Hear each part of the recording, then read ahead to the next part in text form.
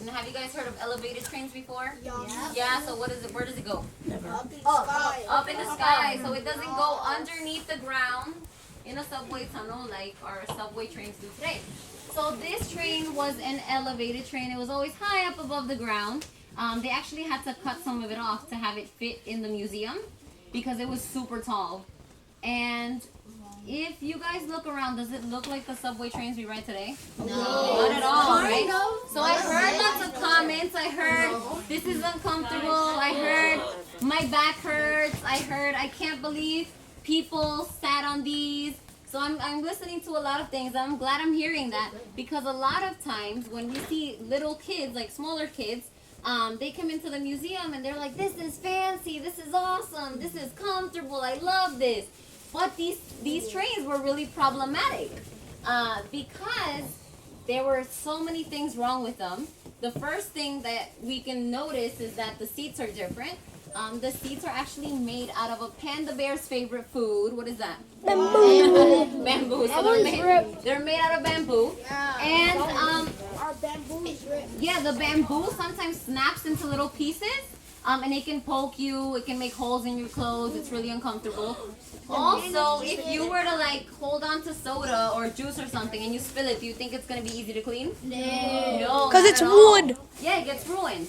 And if the next person sits on the train, on the seat, and it's full of juice, then they're going to get dirty too, and it's going to be sticky and it's going to be gross. So lots of problems with the seats. Another problem that we had with this train is these little handles that we have here to hold on to.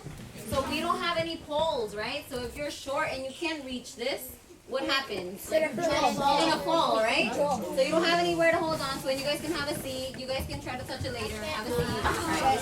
Have a seat, guys.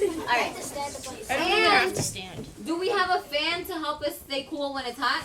Air conditioner? No. So it would get really, really hot in this train, and people would sweat, and they would hold on to this. Their hands would be so sweaty. Then they would leave and someone else would come back and hold on to that same strap. And the same thing would happen again. And it would happen over and over and over. And I'm going to say something really gross, but don't worry because these seats have been cleaned.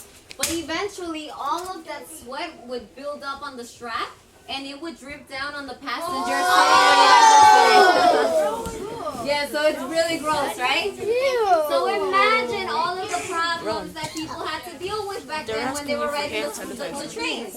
It was like we complain today, right? But people had it much, much worse. And if you guys also knock, can you guys gently knock on a dark green part? What is it made out of? Wood. Wood. So which one is stronger, wood or metal? Metal. Metal is stronger, right? So these trains were also not as strong, and there were actually accidents and things like that, and the material wasn't strong enough. So bad idea. So lots of problems. So now that we talked a little bit about this train, if we look around, where do you guys think electricity functions on this train? What's something that uses electricity on this train? Let's see. Someone having hold on. Yes. I think it's in the wires up top. The Right wires there. up top. So these are just string. They don't have any wires in there, but good guess. Anything else? Where do you guys think electricity works on this? Yes. Like between there, the electricity flows and makes a lot. Okay, so maybe the electricity flows within where? On the roof. Under the roof? Yeah. And I'm glad you guys are saying all of this because we're so used to electricity being everywhere, right? That we come to one of these trains and we don't realize they're barely using electricity here. So I like that you guys are guessing all of this, but all of those things don't have electricity. Yeah. The light bulbs, yeah. So the light bulbs are using electricity. They actually pick up the electricity from the third rail, and that's what helps the light bulbs go on. What else uses electricity on this train, my friends? Yes. Like The engine, yeah, that's pretty much it. So you guys got it. The light bulbs and the engine.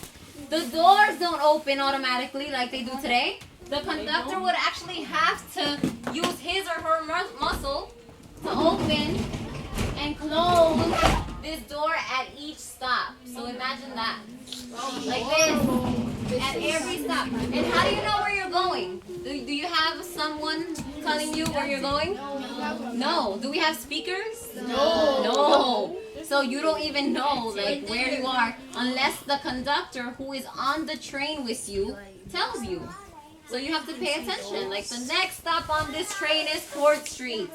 And then they open and close the doors using their muscle. So only 2 ways this train uses electricity. So the motor and the lights. That's pretty much it. Alright guys. So before we go to our next train, I'm just going to tell you guys really quick why we stopped using these trains. And that's because in 1888 there was a blizzard. So there was a blizzard in 1888 and these trains were riding high up above the ground and it started snowing so much that the tracks froze. So people were stuck on these type of trains for over 24 hours. What? Yes. So